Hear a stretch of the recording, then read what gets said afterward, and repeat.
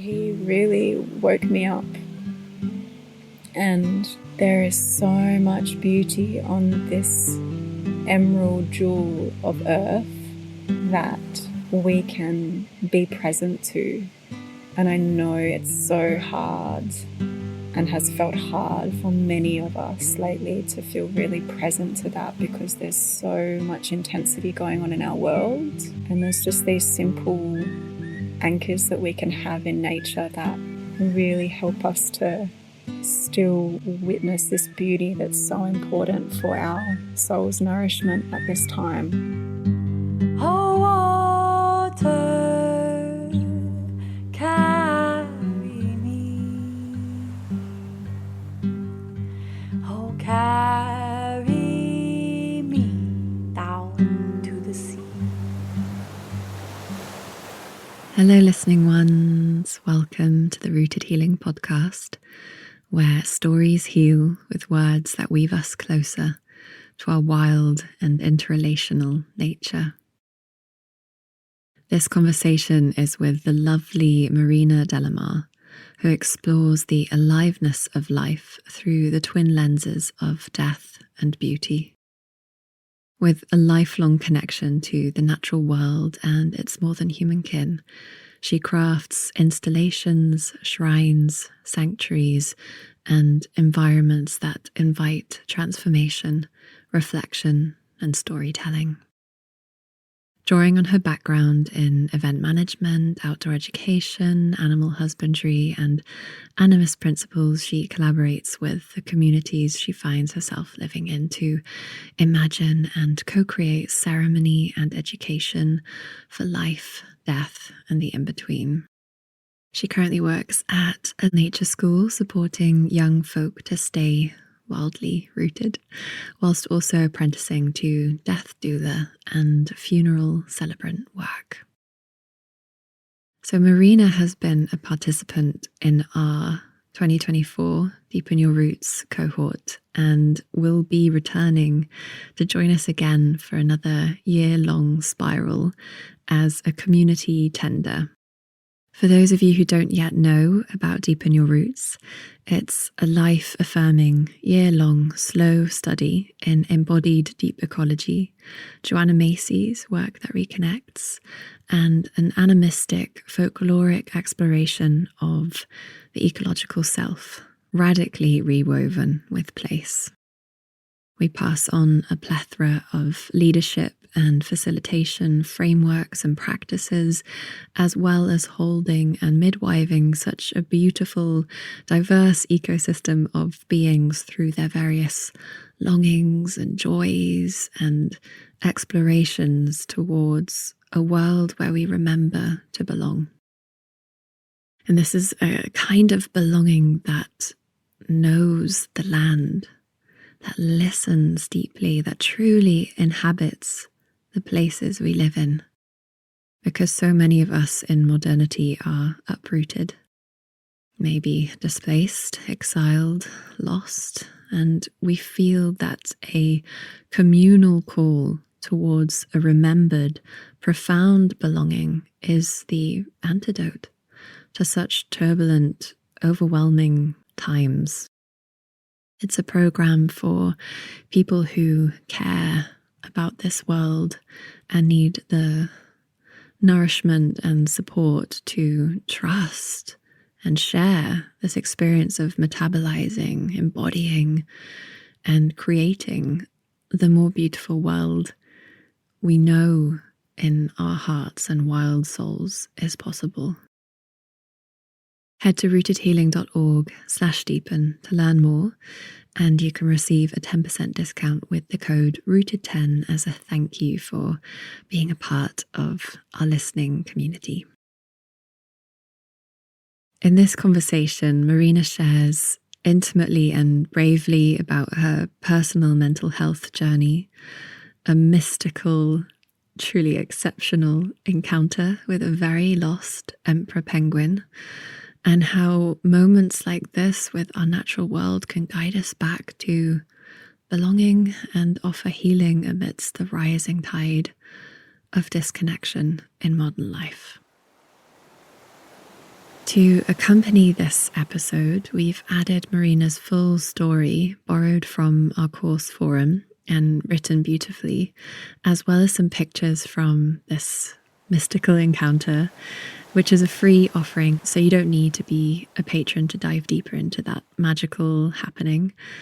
And I will also be adding a new meditation for our patrons every moon cycle this year, alongside all the guests' offerings. So it's a really nice, nourishing time to consider supporting this show and feeding into this ecosystem.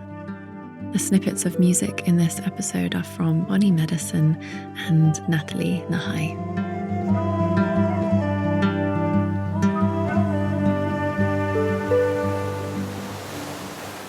My name is Marina Cartwright, or I also go by Marina Delamar as my artist name. And I am currently resting on Pibbelman Menang Budja country in Denmark, in Western Australia. This land has shaped me and continues to shape me as I've lived here for 4 years. And the name of Denmark, the local Noongar name, is Quorabap. Quor is black-pawed wallaby. And the up, as some people or listeners that may have ventured to the lands of Australia, the up at the end of each local name place means place of. So this is the place of the black-pawed wallaby. But I grew up on Wajak Noongar land, which is about 5 hours north from here. So I am Western Australian born and bred. But I seem to have a very unique name that my parents named me, Marina, which as far as I've always understood means from the sea in Latin. But our ancestors and the ones who walked before us came from your lands, Ronnie, from Ireland and Scotland and Wales and parts of the UK that I am familiar with, like Nottinghamshire and Suffolk. So there are, many different landlines, family lines, bloodlines that inform me of who I am at this point in time as a 31-year-old woman, but also will continue to do so. At the beginning of this course, it was actually something that I loved the most when we began, was the question about who our nature parents are. It had never been a question I'd been asked before, and one that I'd never really pondered. I guess I'd always seen myself in many facets of nature, which is still true. And so my nature mother is the ocean, but my nature father is stone and granite and bone. And they have definitely shown up a lot throughout our course this year. My nature being that I'm calling in for our podcast now is definitely an emperor penguin. Funny actually, part of the journey with Gus, who many people around the world are now very familiar of, is before I was born, if I was going to be a boy, that was going to be my name. I was going to be a Gus instead of a Marina. So that's been a really quite mystical aspect of the recent encounter. But the other being that I'm really bringing in at the moment, which is really connected to where we are in our Western Australian season, is the West Australian Christmas tree. It's a really beautiful, it's actually part of the mistletoe family, and it has these incredible yellow and golden orange flowers that bloom at this time of year, November, December. For the local First Nations people, it's a tree. I mean, every plant and animal has such huge spiritual significance, but this particular tree is known as the spirit tree or the ancestor tree. And each little flower is, from my understanding, is observed to be an ancestor, someone that's passed away that is coming back, and it's a space that they can visit, reconnect with their kin. So we're currently in Birak season. Noongar people here go by a 6-season calendar instead of our kind of 4 seasons that we're used to. And we're currently in Birak, which is red, sun, fire, as we come into summertime in the Southern Hemisphere. Yeah, I love that, because in many ways, once we start really listening to the bird people and we start listening to the land around us, there can be 100 seasons, and this prescription to categorize and divide things can sort of limit that richness of variety that we perceive. So I love that you brought in the 6 seasons.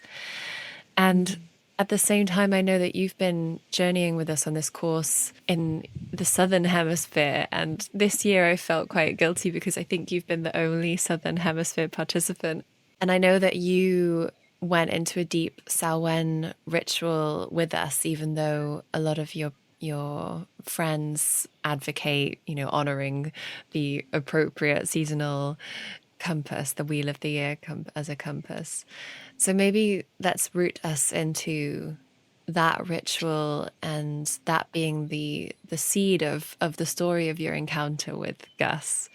And feel free to really, tell this story. Beautiful. I think that's a really great, that's a really beautiful place to start, because that was essentially the eve before I met Gus. Coming back a little bit to what you first mentioned about being the only Southern Hemisphere participant, that certainly has been a piece that I've found both beautifully inviting but also challenging this year, because I feel like in many ways I've been dancing between the land that I live on here and becoming rooted as a bioregional guardian in Western Australia on Pibulmin Noongar Budja, and feeling deeply entrenched in everything that's kind of rooting, being uprooted, being loved, being composted. And yet, because the majority of our cohort are all in the Northern Hemisphere, I'm also feeling so drawn to the traditions that are happening from where my ancestors are from, so where your feet are planted. And so I've kind of done both. I feel like, I don't know whether this is an appropriate way to label it, but I feel like I've almost been like polyamorous in my landscape exploration, and how that informs, who I am and where I am and what I'm doing. So I haven't necessarily been able to be in present time with everybody, but I've very much still felt very connected to everybody that I've been meeting and the stories that have been weaving. And when you guys were in your Samhain in Halloween, I pretty much was on the same page as all of you.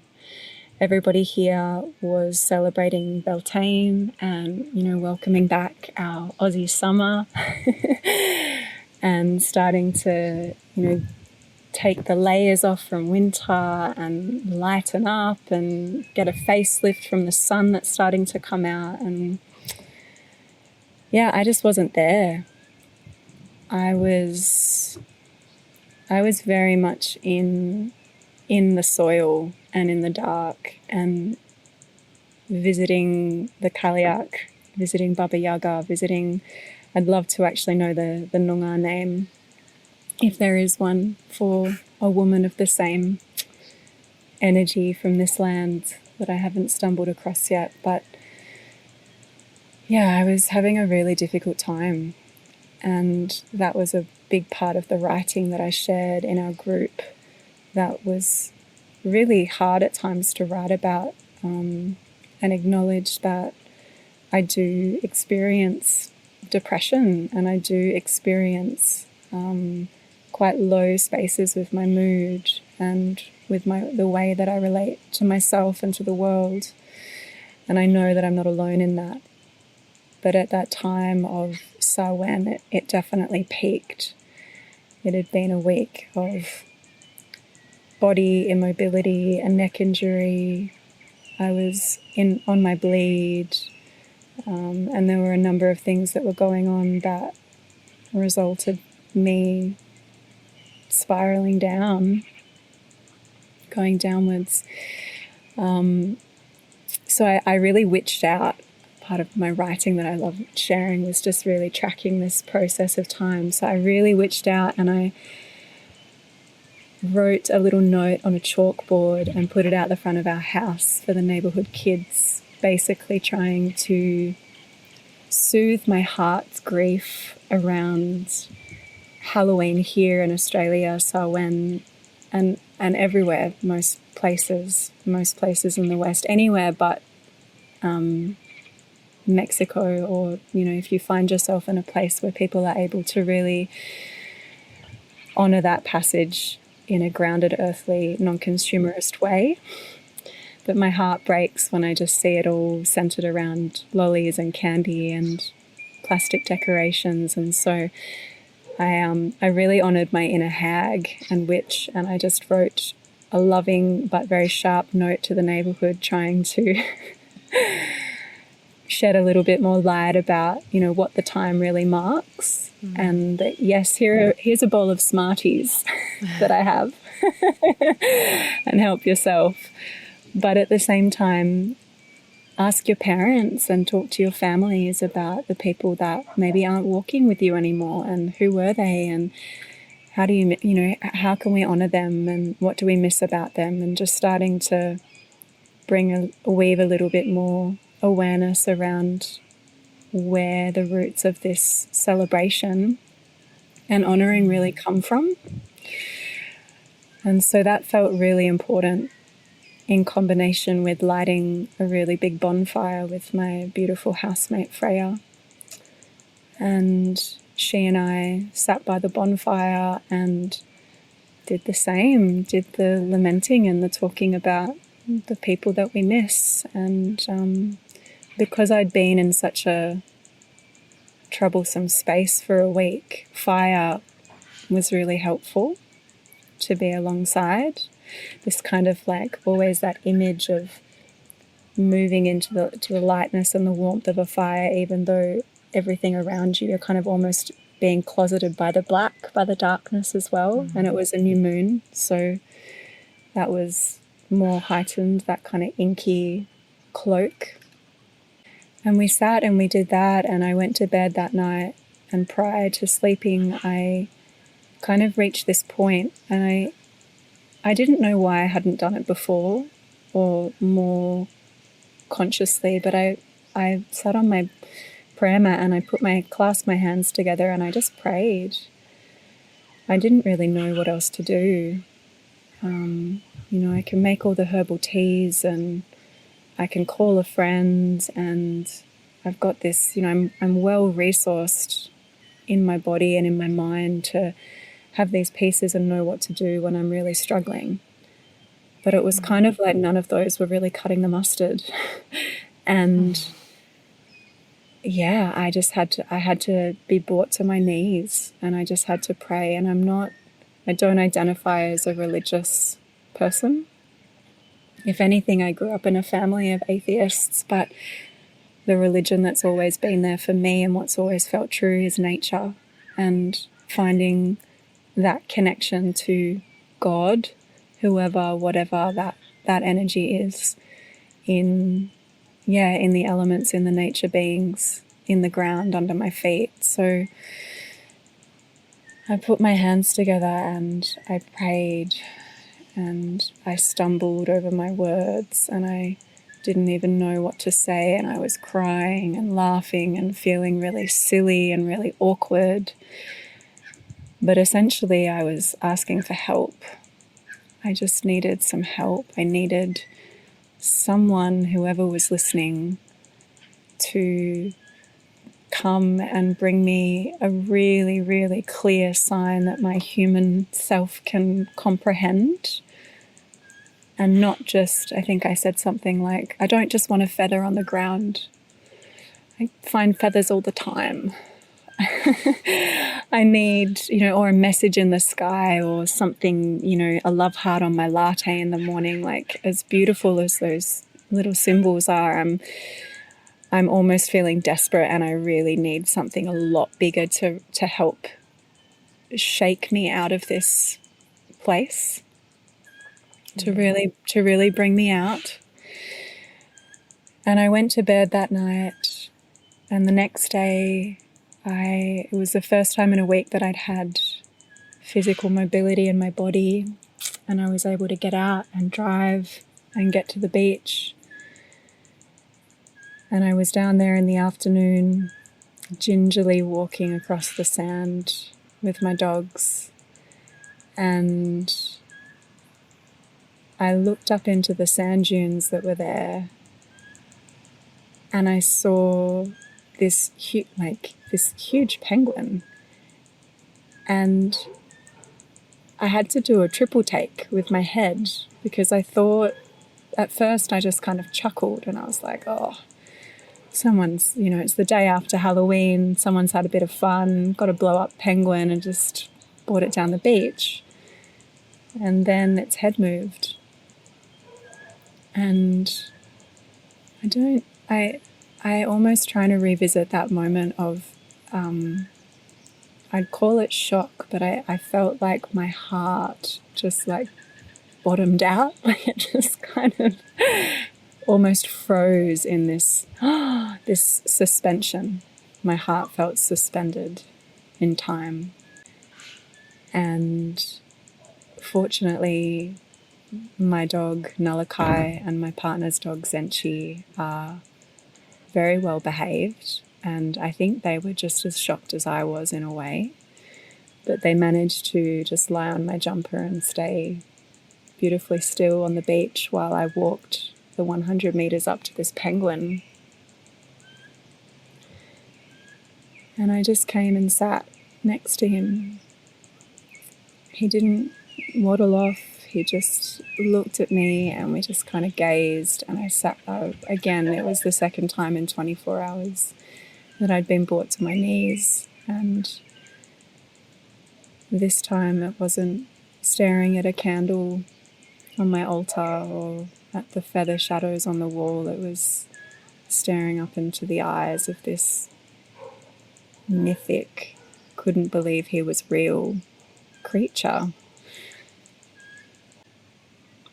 I think, that marriage between grief and praise, which we've talked a lot about over our course, was really poignant in this moment, this kind of deep awe and beauty to be in the presence of, well, any being, but a being that not many humans ever really see.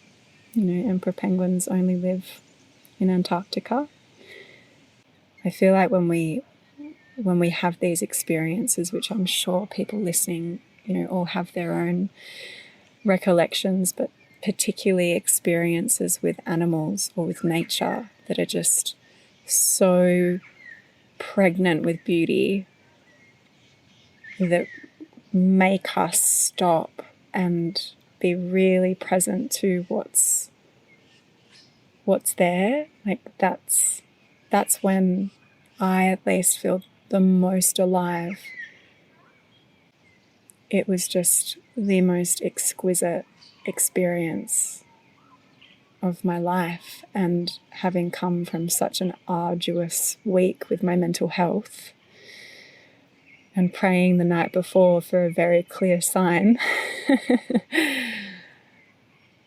Yeah, there was deep magic happening in that encounter, and I felt deeply connected and deeply listened to, and so entrenched suddenly and brought back to life, lovingly slapped around the face, and it's like, look at this.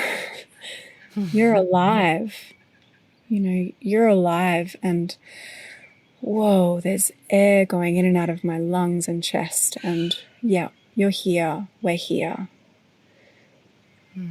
It was the most incredible, not that I've ever taken antidepressants. I'm really trying to, for myself, not walk down that pathway unless really, really needed. But it made me realize that this is my antidepressant. like nature is my antidepressant. And he was so far from home. I mean, maybe give a little bit more context. Or I guess, you know, you've obviously probably looked into it a lot since, but for him to appear on this beach in Australia. Yeah, it's random, or perhaps not.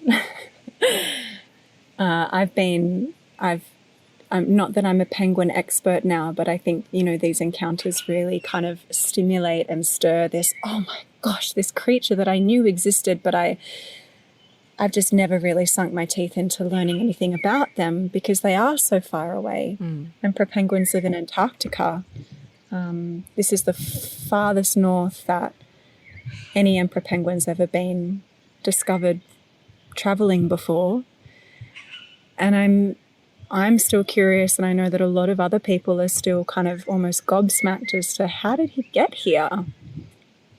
Because where we are at the kind of bottom tip of Western Australia, it's about 3,500 or 600 kilometres in a straight line from here to Antarctica. He wouldn't have swum in a straight line, so he's clocked many more miles than that. And yeah, he was lost. You know, he wasn't on his homeland. And for me personally, that was a pretty significant piece with that encounter, was the lostness that I'd been feeling. To then witness the same experience in him. And there's a really unique balance, I think, and this was a part of the process beyond meeting him, because I called Seabird Rescue. I know a lot of the imagery that's gone around the globe have come from people that perhaps saw him a little bit earlier in the day and, you know, took some beautiful photos but didn't necessarily call for some advice or some assistance. But yeah, I did that. I called Seabird Rescue, and there was this whole process over the 2 weeks of him. I was part of the, I go to say capturing, that's essentially what we needed to do in order to gather him and take him somewhere safe to feed him and care for him.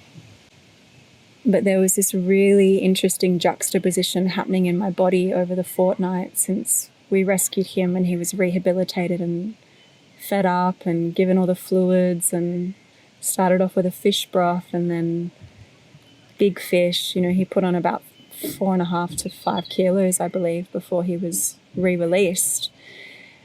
But the whole time that was happening, there was this fascinating inquiry going on inside of me around, you know, humanity and his arrival on Australian shores, which is rare, really begs, you know, the question of why. And there's lots of different answers and opinions on why, but kind of that deeper, I guess, that ecological soul in me was feeling into the grief of such intense change in climate and the planet and his homeland, and that being a marker for his, possibly an environmental marker for his arrival there. And then us as humans, how much do we, you know, we've got such heart and we care for nature so deeply. We naturally want to, you know, envelop and tuck into our bosom and you know, I really believe that we care deeply and we want to do the right thing. And yet where's that fine line between also recognizing that a huge reason why our world and our earth is suffering is at human hands. It's at human hands. So that balance between wanting to help, but then also how much do I just let nature take its course and not interfere in this being's journey? Do I have the right to do that? But I did. I did interfere, and I did call for support and aid because there was such a huge sense of you're not meant to be here.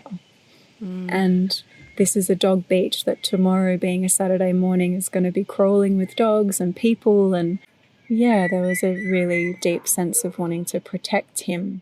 I think you did the right thing. Thank you. But I so appreciate that questioning of not having control. You know, will some higher governing body come in and want to exhibit Gus in the local zoo? You know, all of that, those nerve-wracking wonderings of what are people capable of and not capable of. And I know you followed the journey to his release back into the ocean, which of course this is the part where it's up to him and Mother Ocean.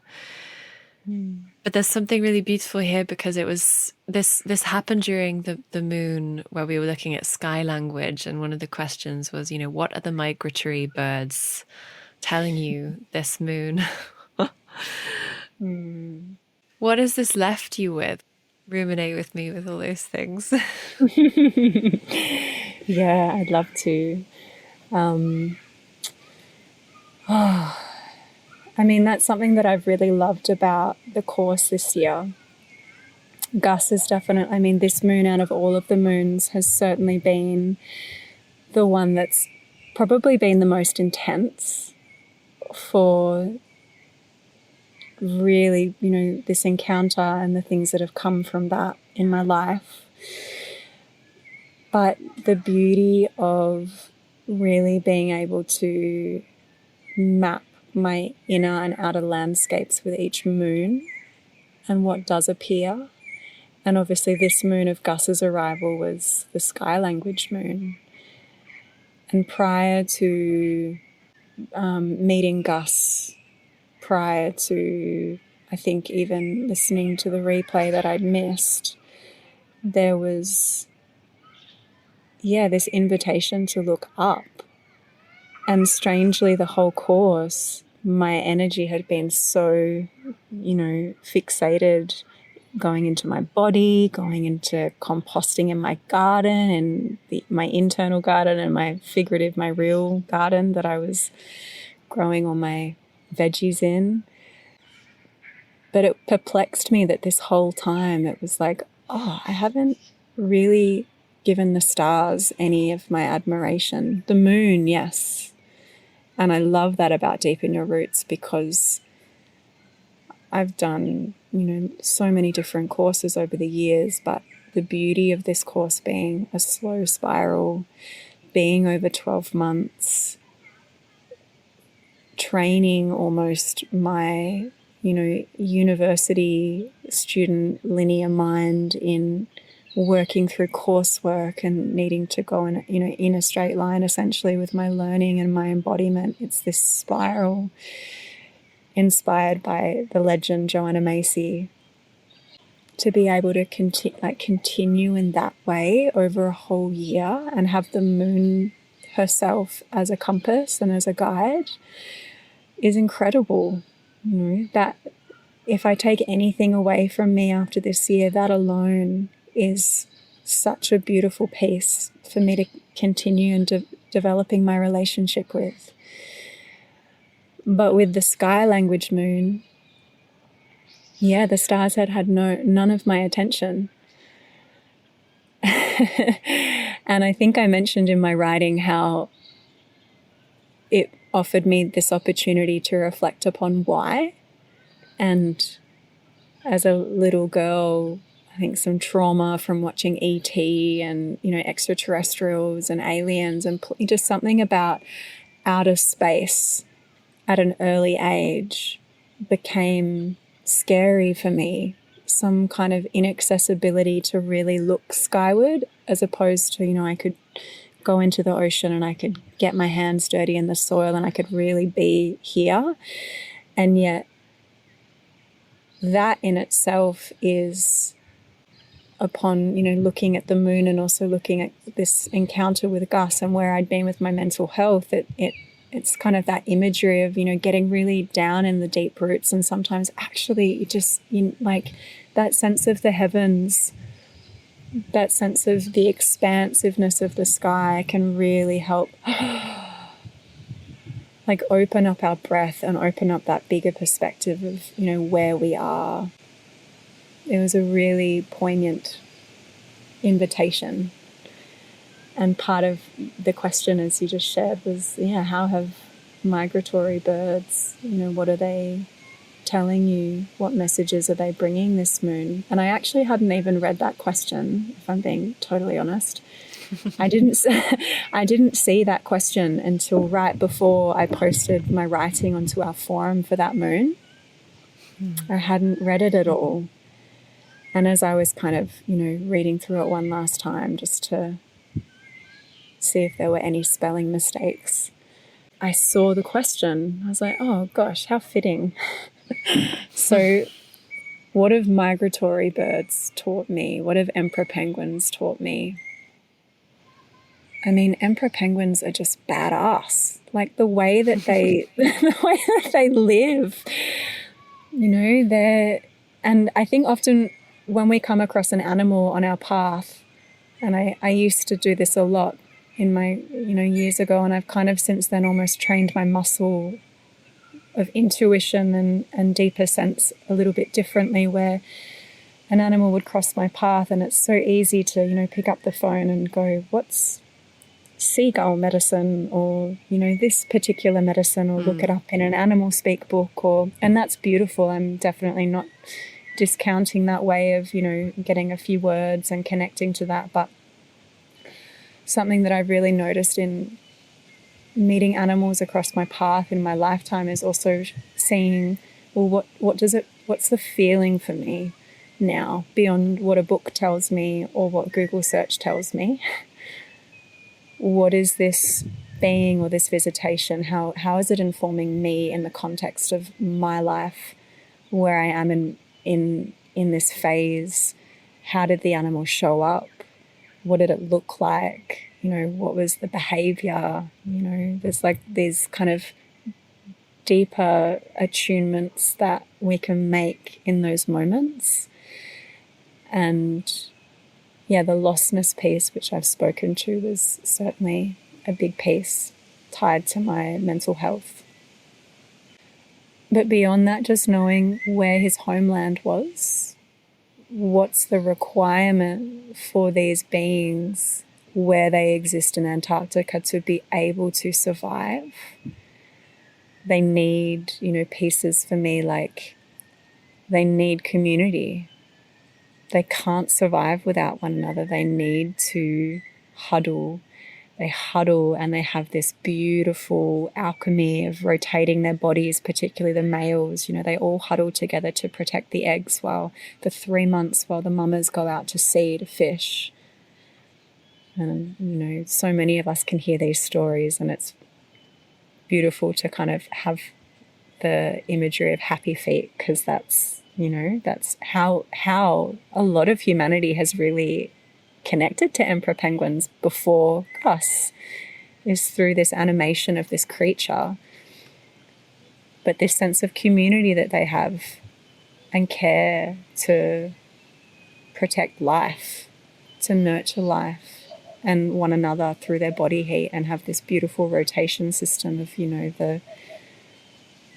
they move from the outside in, so everybody has their fair share of weathering the storms and weathering the harsh temperatures and winds and climate, which for me is symbolic of life. We've got storms that come, and fortunately we have the lighthouses around us, whether that be through friends or family. Like, community is really a lighthouse for us as humans. And we can forget that. I can forget that, especially when I'm feeling the way that I was that week and in a deep place of depression. I can isolate and I can pull away And I can believe that I'm unworthy of anybody's love or understanding, and that people are just better off to be on the periphery. You know, don't come near this. It's too much. You've got enough that you're holding. So, you know, but the beauty of Gus was this real sense of they need one another to survive. And listening to a podcast recently of Joanna Macy, something that she said that really touched me was, you know, I think she was asked a question about where the world is moving and headed, and where are we going to get to, you know. And she spoke so honestly, humbly, honestly, candidly about the earth may die. You know, the earth may, you know, we may reach a point where there will be a death, and some of us will bear witness to that, and are already in many ways bearing witness to that. And what will we have at the end? You know, what will be really needed? And she said, you know, we're going to be really forced to fold in and turn to one another and lean into one another. Yeah, all these different pieces of kind of woven with Gus, with the emperor penguin medicine, with his arrival, with our Deepen Your Roots cohort, and particularly with, lately for myself anyway, really appreciating Joanna Macy's voice and her wisdom, how we can weather the storms of our life through the support of community and one another and survive. I'm always holding back tears. I'll try not to. I'm conscious of being on air. Welcoming them. Yeah. Yeah, he really woke me up.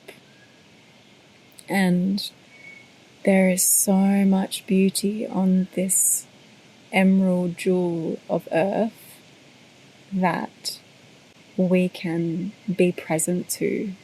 And I know it's so hard and has felt hard for many of us lately to feel really present to that, because there's so much intensity going on in our world. And there's just these simple anchors that we can have in nature that really help us to still witness this beauty that's so important for our soul's nourishment at this time.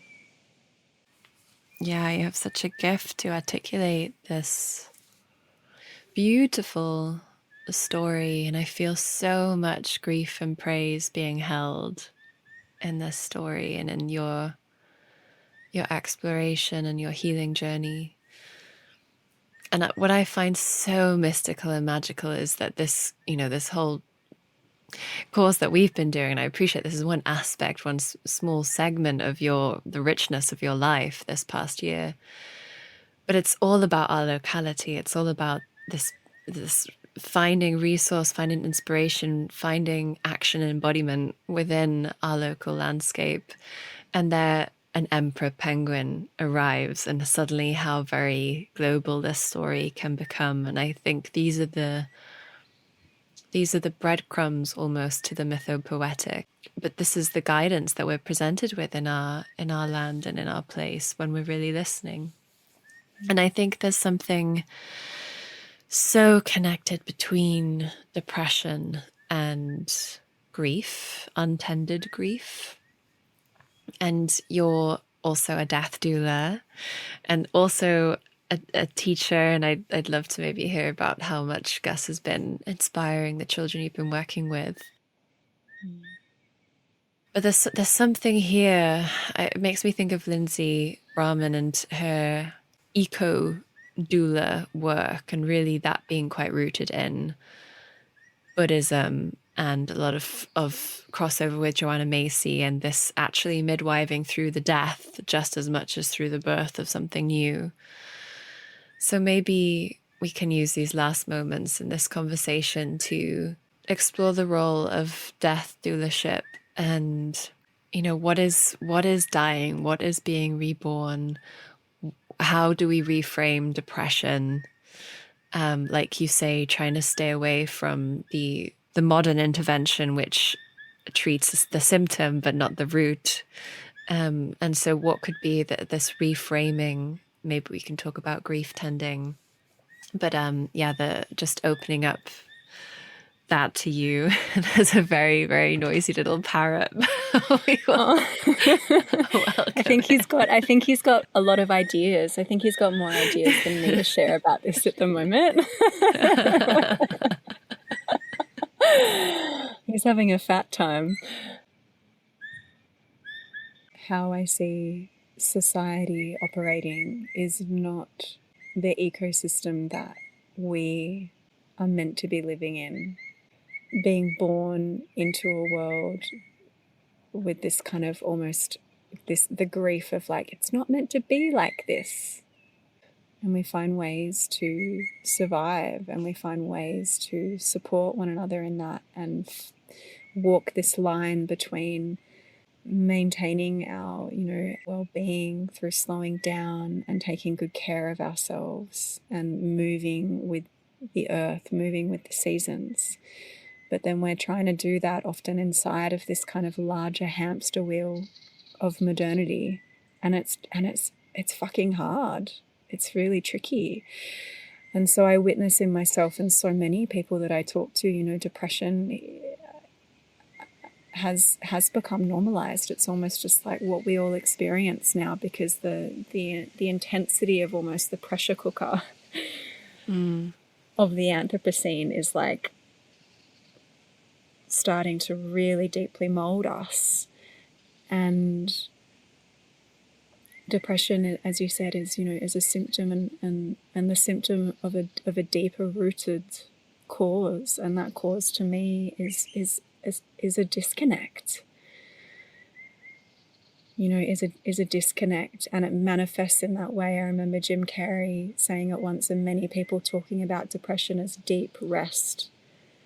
This deep rest from the grind of that hamster wheel that we find ourselves in. And it's when it swallows us, it's deafening to the rest of the world, to the beauty of the world. And I hold so much compassion. I know that we've talked about it briefly.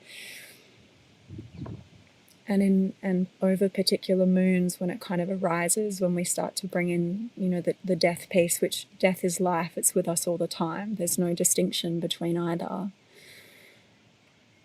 But I have so much compassion for that feeling in people, and obviously that feeling that does become actualized, of not wanting to be here anymore, of not wanting to be in their bodies, and of ending their life. I've been in that place. I know what that place feels like to consider. And that in itself is an epidemic. So how do we heal that? How do we support each other? In many ways, knowing that, actually this isn't normal. The widespread notion of this reality for so much of humanity, this isn't normal, but our culture has normalized it. And the way in which we then cope, to be able to just get that sense of reprieve. And I'm in no way, and am I saying that, shaming this or making the support of pharmaceuticals wrong, because I have so many friends, and including my own father, that, that's really worked, and that's allowed him and allowed many others to feel that aliveness and that functionality in the world, and to still be here, to still be here with me and with us. But because I'm aware of one, kind of those deeper roots of where that depression comes from in me, from my ecological heart and soul, as well as knowing that I have a connection to nature where, we call it alternative methods, but to me it's just the natural method of turning back to our plant allies that can support that, can comfort that mental terrain and rewiring. But I also feel like depression, you know, talking about it ties into that death rebirth cycle. Because sometimes, like that week that I had prior to Gus, sometimes we just need to go down into the underworld for a time. And we need to let the layers shed, and it's not pretty, and it's uncomfortable, and it's painful. It aches. It can be horrific. You know, we kind of romanticize the death rebirth cycle, like, woo, just having another shedding over here. But the reality of that for us is huge. We get to compost what's not serving anymore, what's not working anymore. It's really painful to look at ourselves like that, and to be with ourselves, and to have the compassion to really sit with ourselves in that place and go, all right, fuck, this is hard, but I love you. It's an intimacy with ourselves. It's still an intimacy with that capital I, with this body we're inhabiting and this experience we're having, and to kind of come through the other end. And it's so interesting what you've just said about the death and the rebirth process being romanticized, because that is the topic of the next chapter of the course that we're currently working on to PD soon. And that keeps happening. It's like everyone keeps starting to bring up themes that we're all about to lean into. It's been very synchronous. Well, we've witnessed that in one another. We've witnessed that in one another throughout the entire year, and people listening now as well, I'm sure, will have those moments of when we are in that dark place, and the things that have pulled them out. It might not be an emperor penguin. It might be a piece of incredibly beautiful poetry that suddenly speaks to us. And I remember I recently listened to the podcast you did with, I can't remember her name, but she was a poet, and she works with people. She's English. Haley Francis. Haley Francis, yeah. It was incredible. I love that podcast, and the way that she talked about poetry and just people's writing, and how we can read something and see ourselves in a mirror so clearly that somebody's been able to encapsulate our experience that we just can't formulate words to. And I feel like that's so powerful, and it's something that you really do. You do in our course, you and Ben both, and how you weave things together with every single moon and with what we're exploring. I read them as well as listen to your voice at the same time, because I feel like it soaks osmosis like into me in a different kind of way, like a deeper way. Yeah, being able to really see ourselves mimicked in another's experience is what bridges that disconnect. And actually, you know, with talking about depression and mental health, it's really hard to reach out when we're in those places and to feel supported, because where we are makes us feel like we need to pull ourselves away and, you know, go and live on the edge of the forest and the village and not be around the fire with the rest of our kin, because we disown ourselves in that place with what we're feeling. But a huge part of that death rebirth cycle, and, you know, what we go through in ourselves in these big moments in our lives, is it's an opportunity to form that deeper intimacy with self, and to be able to, as Joanna Macy said, like, lean into one another. That's where the bridge of connection really happens, is when we can lean into each other even in our darkest moments and see ourselves clearly. Yeah, and the image of the emperors. All leaning in. All leaning in together. That's going to be my next tattoo. I seem to collect all these animals on my skin as time goes by, and there'll definitely be an emperor there at some point. It's beautiful to hear you in the podcast echo back to me as a death doula, because it's not something that I have, you know, that comes with a particular imagery and an expectation or vision of what that actually means. And I still very much feel like I'm an apprentice to life, but particularly to death. It's touched me in a myriad of different ways. I've lost dear people around me in my life, but I've also, what really deeply fascinates me the most is how we can remember how we do death, subsequently how we do life, how we live.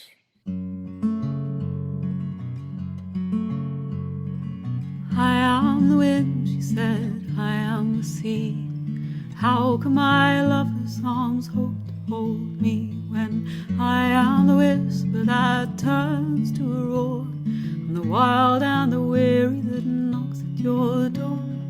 I am the fire that threatens to burn all the tales you've been told, all the lessons you've learned. I'm the joy and the sorrow that rips through your chest, the dream that consumes you, the one you love best.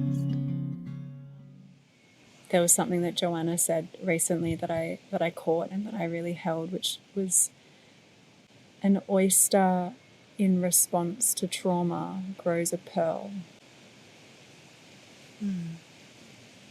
That's this beauty of these arduous moments that we can endure, like the emperor penguins endure their harsh winters, is that even amidst that struggle, that death, that darkness, that underground, compacted, sometimes suffocating, heartbreaking, soul-shaking place, that there's really beauty born from that, and that there's a pearl, and that there's a gift, and something can come. And that to me is that life, death, and in between balance. I have this beautiful privilege of working with young people in my community at a local nature school, and children, I feel like, teach us so much.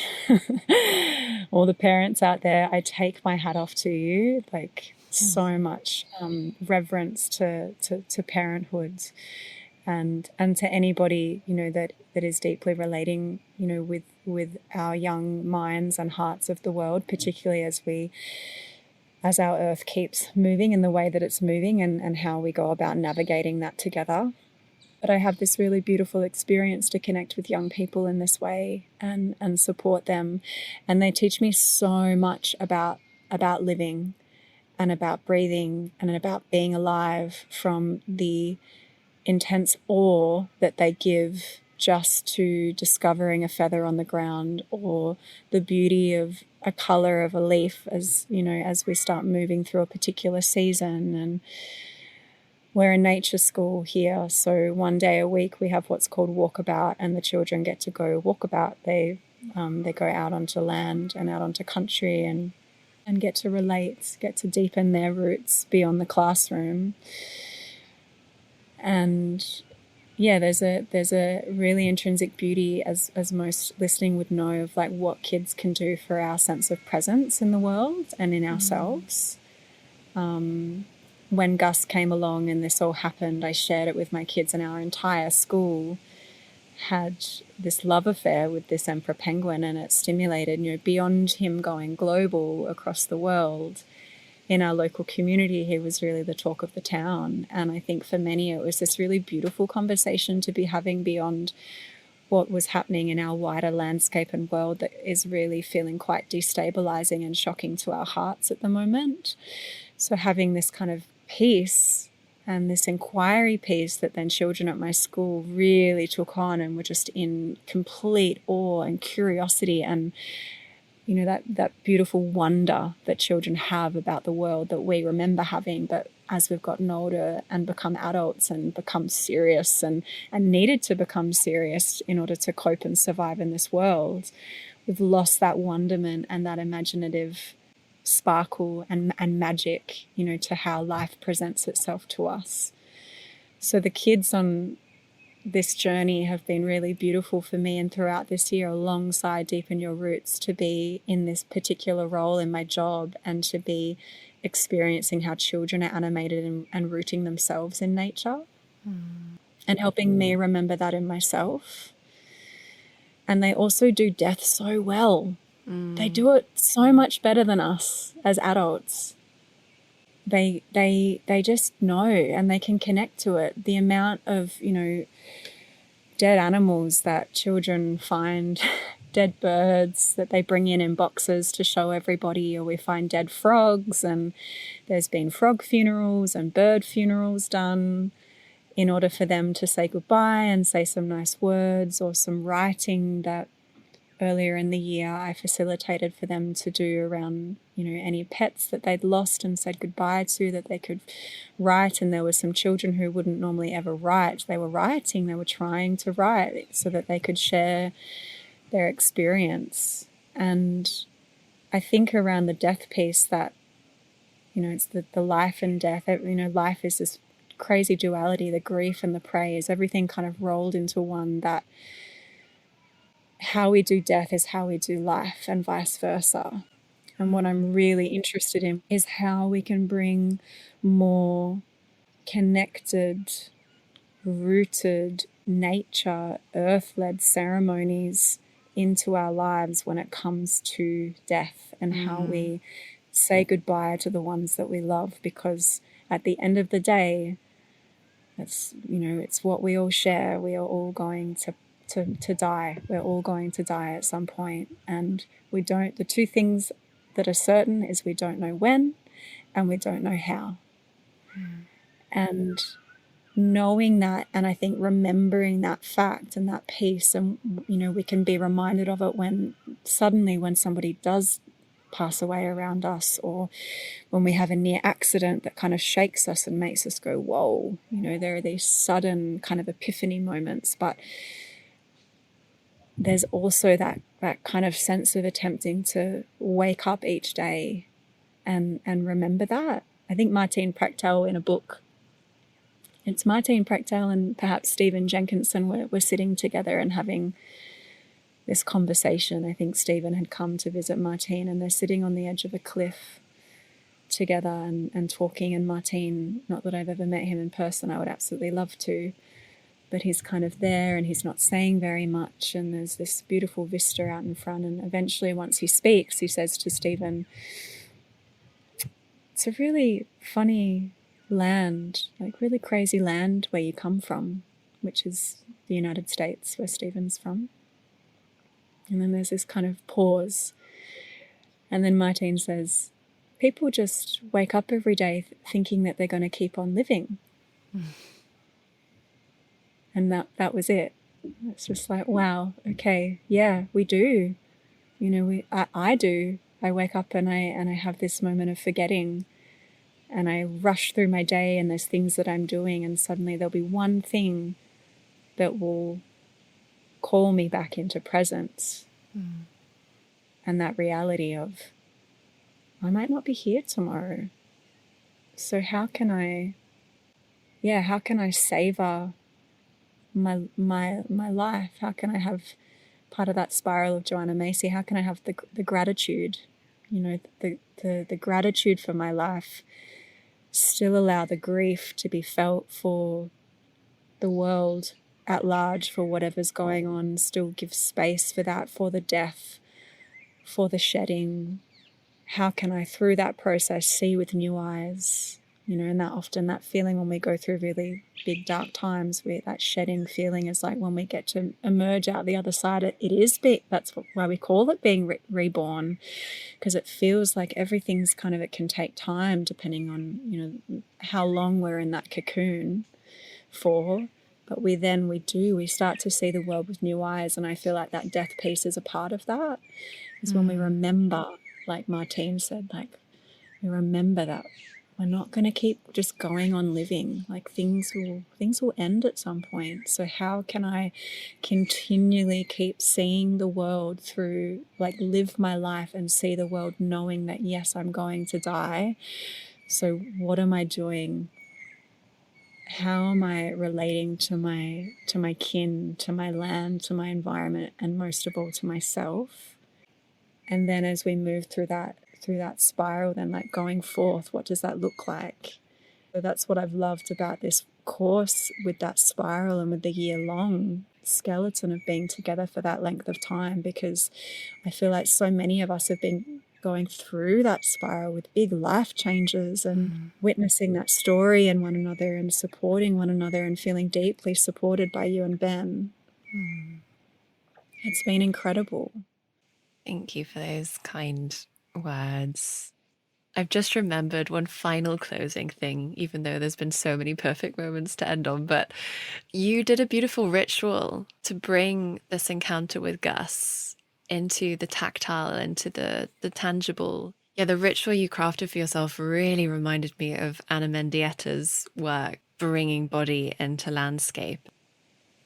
Well, I guess it's beautiful to end on this because it circles back to the beginning of our call when I shared the beginnings of that fire on Samhain with my beautiful housemate Freya. And I want to actually mention her because she's a deep inspiration to me in my life. She's a dear sister. And she is an incredible artist. She paints with her body using pigments and ochre that she sources from the local landscape here. And so she was the inspiration for me to be able to alchemize this time, to really mark this passage beyond the writing that I did. The writing was deeply cathartic and really important, but there was something that was really missing that needed to kind of physically, like a physical somatic imprint of some kind needed to occur. And so I gathered charcoal from the fire outside, from the bonfire that we had on Samhain, and I went down to Ocean Beach, which is the ocean where I discovered Gus, and I collected a big jar of seawater. It was actually seawater mixed with river water because we have this really beautiful inlet that meets with the ocean, and that's since opened up in the last few months. So all the water's kind of moving in and out with the tides now. And I brought that home, and that morning I had the house to myself, which was quite magic because I live with Freya and her 2-year-old son and my partner and his teenagers. So we've got a pretty full little family household, but I had the balcony to myself, and I just went into a ceremony with myself and with the charcoal and with the seawater, and I started to mix them together onto a very small canvas, very small round canvas, and paint with my body. So I got naked, and it was beautiful. My happy place. Our recent moon is nature as lover, nature as friend, or nature as self, but friend is still relative. And a question in our recent call was, what makes you come alive? And I feel like my answers beyond having mystical encounters with animals are definitely being naked, and being naked covered in the elements is also something that makes me feel really alive, and more alive than, where I have been. And so that painting is still unfolding and unfurling. But the image that I have for it, because I've painted with charcoal and it's very black, like kind of really textured because the charcoal is so gritty. So it's like 3D at this point. And my intention is to paint an emperor penguin on it with a starry sky behind him to mark our sky language moon. So it's still unfurling and unfolding. It's a slow process, but that's been a beautiful way for me to mark this time. It feels like when these moments happen in our lives, it's so easy to the default is to kind of contextualize it in our mind, like talk about it, and have that top-down process. But where I feel like the magic really resides, and it's where the magic, I believe, resides, but it's also often the hardest way, is from going bottom up and starting to move with things through the body first, which is sometimes gritty, like the charcoal, and sometimes uncomfortable. But that to me feels like the way in which I can better feel connected to myself and the world, and without sounding, it sounding too intense, but be able to stay here and to be able to keep on living, and to be able to find that will, that active hope that Joanna Macy talks about, to continue to go forth slowly and tenderly and with awareness is to move these chapters, imprint these moments in my life through my body and through art. It's the most radical thing we can do is make art, and art is many things, and we are all artists. And we can that's alchemy to me, is these really intense moments that we can experience in our life. And how can we bundle that up in how can we bundle our grief up and make it into something beautiful for ourselves and for the world?